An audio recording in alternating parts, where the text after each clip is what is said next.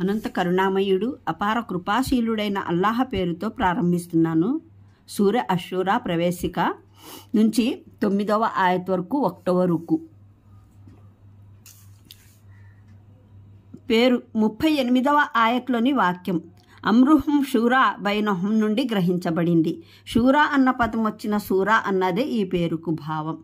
అవతరణ కాలం విశ్వసనీయమైన ఏ ఉల్లేఖనం ద్వారా ఇది నిర్ధారితం కాలేదు. కానీ దీని విషయాల పరిశీలన వల్ల స్పష్టంగా అవగతమయ్యే దాన్ని బట్టి ఈ సూరా హామీం అసజ్దా తర్వాతనే అవతరించి ఉంటుంది. ఇది ఒక విధంగా ఆ సూరాకు ముగింపులా అగుపిస్తుంది. తొలుత హామీం అసజ్దా సూరా జాగ్రత్తగా చదివిన తర్వాత ఈ సూరాను పారాయణం చేసే ప్రతి వ్యక్తి ఒక విషయాన్ని గ్రహించగలడు. ఆ సూరాలో ఖురైష్ నాయకుల గుడ్డి చెవిటి వ్యతిరేకత పైన తీవ్రంగా దెబ్బతీయటం జరిగిందన్న విషయం అతను గమనిస్తాడు. తద్వారా మక్కా పుణ్యపురిలోనూ దాని చుట్టుపట్ల ప్రాంతంలోనూ ఏమాత్రం నైతిక స్పృహ, సౌజన్యశీలత, సామంజస్యత ఉన్న ఏ వ్యక్తి అయినా తన జాతి పెద్దలు ఎలా అనుచిత రీతిలో ముహమ్మద్ సల్లల్లాహు అలైహి వసల్లంని వ్యతిరేకిస్తున్నారో వారికి ప్రతిగా ప్రవక్త శ్రీ సల్లల్లాహు అలైహి వసల్లం సందేశం ఎంత గంభీరమైనదో, ఆయన విధానం ఎంత సమంజసమైనదో, ఆయన వైఖరి ఎంత సౌజన్యమైనదో తెలుసుకుంటాడు. ఆ సృష్టీకరణ తర్వాత ఈ సూరా అవతరించింది. ఇది అవగాహన తీరును మరింత స్పష్టపరిచి ఆ బాధ్యతను పరిపూర్ణం చేసింది. ముహమ్మద్ సల్లల్లాహు అలైహి వసల్లం సందేశంలోని సత్యతను ఎంతో మనోజ్ఞ రూపంలో బోధపరిచింది. దీని ప్రభావాన్ని ఒక వ్యక్తి స్వీకరించకపోవడం అన్నది ఏమాత్రం సత్యప్రియతాదీనుసు తనలో ఉన్న అజ్ఞానపు మార్గ విహీనతల ప్రేమలో పూర్తిగా గుడ్డివాడు కాకపోతే సాధ్యమయ్యే విషయం కాదు. విషయాన్ని ఇలా ప్రారంభించడం జరిగింది. మా ప్రవక్త అందజేస్తున్న విషయాల పట్ల మీరు ఏమిటి రహస్యమంతనాలు జరుపుకుంటున్నారు? ఈ విషయాలు కొత్తవేమీ కావు, వింతైనవి కావు. ఇది చరిత్రలో తొలిసారిగా సంభవించిన అద్భుతమైన సంఘటన కాదు. ఒక వ్యక్తికి దైవం వద్ద నుండి వహీ చేరడం, మానవాళి మార్గదర్శకత్వానికి కావలసిన నిర్దేశాలు అతనికి అందజేయబడటం కొత్త విషయం కాదు. ఇలాంటి వహీ, ఇలాంటి నిర్దేశాలు ఇచ్చి పరమప్రభు అల్లాహ్ లోగడ కూడా ప్రవక్తల్ని అలైహిస్సలాంలను ఒకరి తర్వాత మరొకరిని పంపుతూనే ఉన్నాడు. భూమి ఆకాశాల స్వామిని ఆరాధ్యునిగా, సాధికార పాలకునిగా అంగీకరించి నమ్మడం విచిత్రమైనది, ఆశ్చర్యకరమైనది కాదు. దానికి భిన్నంగా ఆయనకు దాసులై ఆయన దైవత్వ పాలనలో ఉంటూ మరొకరి దైవత్వాన్ని స్వీకరించడమే విచిత్రమైన విషయం. మీరు దేవుని ఏకత్వాన్ని అందజేసేవారి పట్ల ఆగ్రహిస్తున్నారు. నిజానికి విశ్వప్రభు ఎడల మీరు ఆచరిస్తున్న బహుదైవారాధనా పద్ధతి మహాఘోరమైన అపరాధం. దానికి ఆకాశాలు విరుచుకుపడటం కూడా అసంభవమేమీ కాదు. మీరు చేస్తున్న ఈ సాహసానికి దైవదూతలు చకితులైపోయారు. ఎప్పుడు మిమ్మల్ని దేవుని అభిశాపం కబలిస్తుందోనని భయపడుతున్నారు. ఆ తర్వాత జనులకు ఇలా తెలుపడం జరిగింది.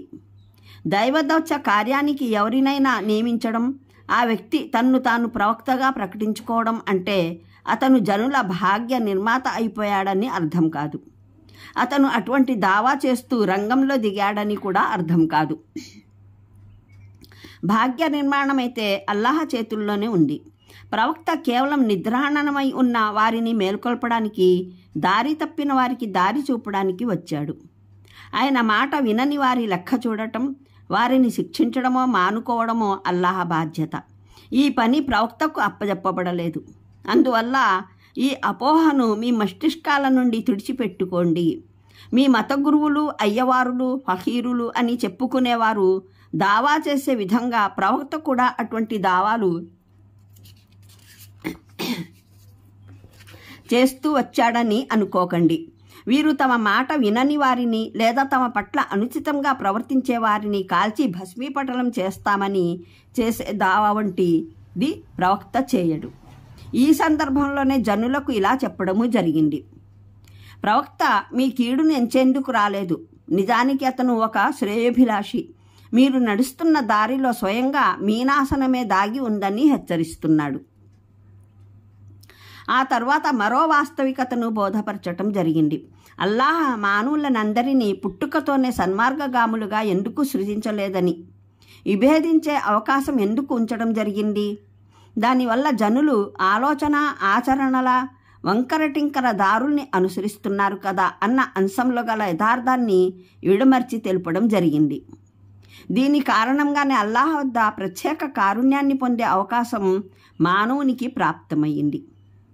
ఈ అవకాశం ఇతర స్వేచ్ఛాధికారాలు లేని సృష్టి రాశులకు లేదు.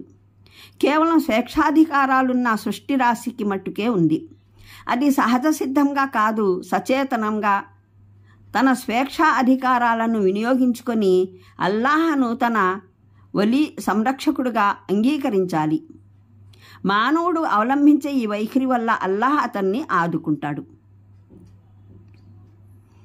అతనికి సన్మార్గం చూపుతాడు, అతనికి సదా ఆచరణకు సద్బుద్ధిని ప్రసాదించి తన ప్రత్యేక కారుణ్య ఛాయలో చేర్చుకుంటాడు.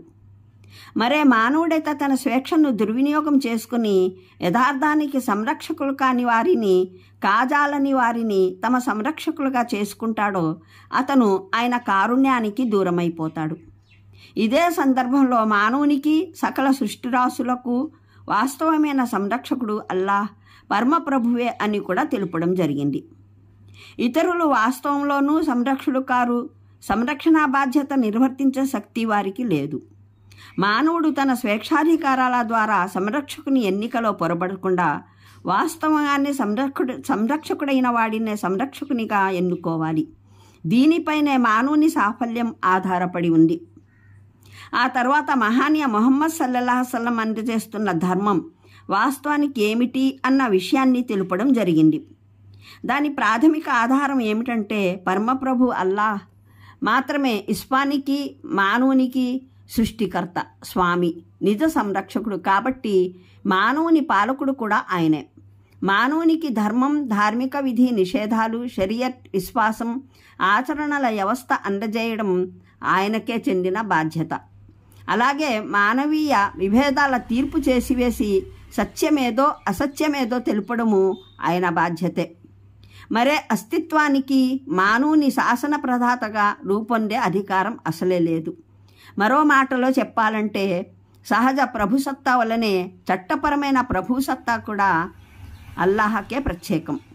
మానవుడైనా మరే దైవేతర శక్తి అయినా ఈ సత్తాను కలిగి ఉండలేడు. ఏ వ్యక్తి అయినా ఈ అల్లాహ ప్రభుసత్తాను అంగీకరించలేకపోతే అతను కేవలం అల్లాహకు ఉన్న సహజ ప్రభుసత్తాను అంగీకరించడం, నమ్మడం నిరర్థకం. దీని ఆధారంగానే అల్లాహ్ తొలి నుంచే మానవునికి ఒకే ధర్మాన్ని నియమించాడు. అన్ని కాలాలలోనూ ప్రవక్తలందరికీ ఇవ్వబడినటువంటి ధర్మం అదొక్కటే. ఏ ప్రవక్త కూడా తనదంటూ వేరే ధర్మానికి వ్యవస్థాపకుడు కాడు.